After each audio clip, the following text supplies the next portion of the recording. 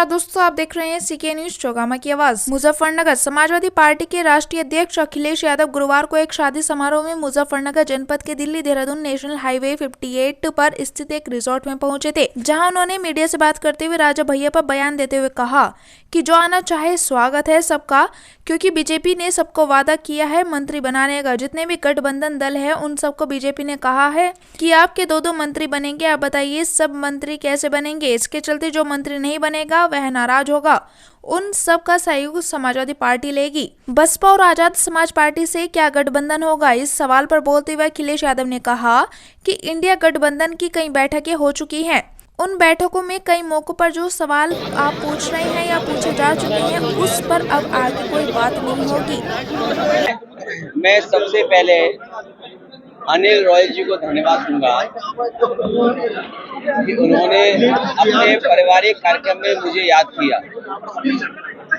मैं इनके परिवार का धन्यवाद देता हूं और जो बच्चे अपना जीवन आगे बढ़ाएंगे उनको मैं पूरे जीवन भर के लिए शुभकामनाएं देता हूं। जहां तक सवाल राजनीति का है, जो सरकार डबल इंजन का दावा करती है और भारत की अर्थव्यवस्था दुनिया में 5वें नंबर का दावा करती है, विश्व गुरु बनने का दावा करती है, कोई गांव शायद ही बचा हो जिसमें विकसित भारत यात्रा को लेकर के संदेश न पहुंचाने का काम किया हो।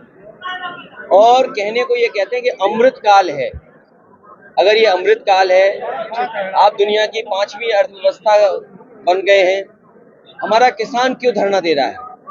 किसान क्यों दुखी है? किसान क्यों परेशान है?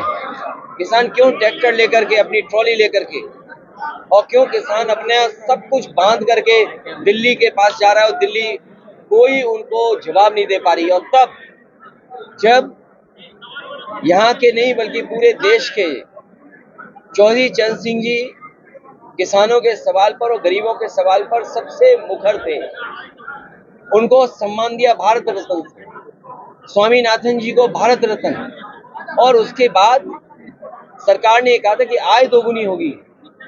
क्या किसान अपनी फसल की आय दोगुनी पा रहा है?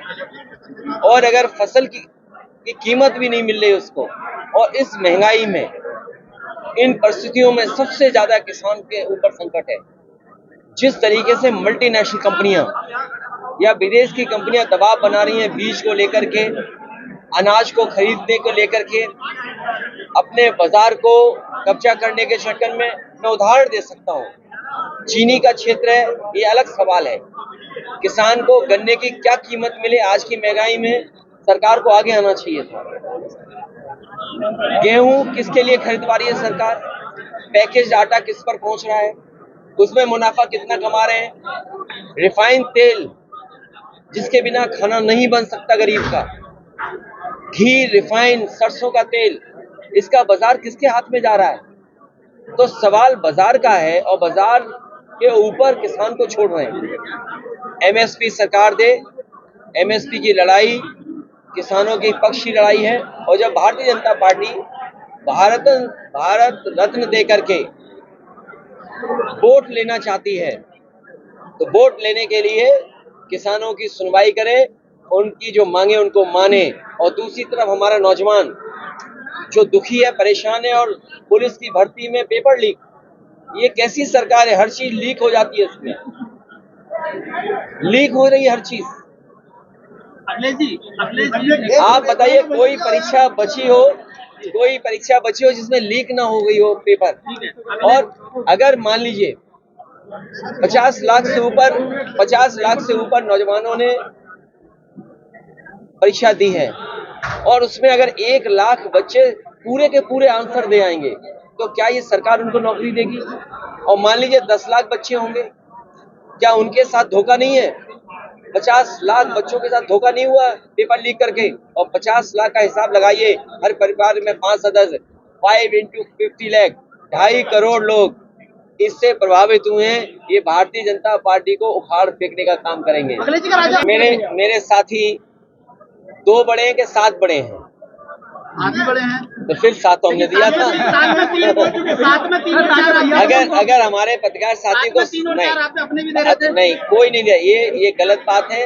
राजनीति में समाजवादी पार्टी को बहुत लंबा सफर करना है। और एक मिनट, क्योंकि यहाँ मैं बोल रहा हूँ और आपके सामने बोल रहा हूँ, मेरे पे सूची है मोबाइल पर, नाम किसने दिए, नाम कौन चाहता था, नाम मांगे गए, नाम दिए गए। कोई भी आरोप ये नहीं लगा सकता कि समाजवादी पार्टी थोप रही है। और फिर हरिंदर मंडल जी के लिए मैंने ये कहा कि ये बातचीत कर लेंगे आपके दल से, और बातचीत में अगर आप संतुष्ट हो जाएंगे और अगर नहीं संतुष्ट होंगे तो हमें बताएंगे, और परिवार के उनका कोई सदस्य लड़ेगा तो हरिंदर मल्लिक जी नहीं लड़ेंगे। लेकिन हमारी पार्टी के प्रति इस तरह की बात नहीं करनी चाहिए किसी को, क्योंकि पार्टी ने आपको सम्मान दिया और हमारी कोशिश रही है, क्योंकि चौधरी चरण सिंह जी से लगाव केवल आप लोगों को तो है ही है, हमारा भी लगाव है, नेताजी का लगाव रहा, पार्टी का लगाव रहा, इसलिए हम चाहते थे वो पार्टी आगे बढ़े। और याद करना, जब पहली बार तबस्सुम हसन जी जीती थी तो मैंने क्या कहा था कि ये चौधरी चरण सिंह जी की विरासत को मैं वापस कर रहा हूँ। और जीरो से हमने कितने विधायक समाजवादियों ने मिलकर के बनाए, जीरो से। मैं ये चाहता था कि हर सदन में हैंडपंप दिखे, गठबंधन की बात अगर लेकिन अब आपकी मर्जी। अगर आपको 2 नंबर ज्यादा लग रहा है बड़ा साथ से, तो इसके लिए मैं कुछ नहीं कर सकता हूँ।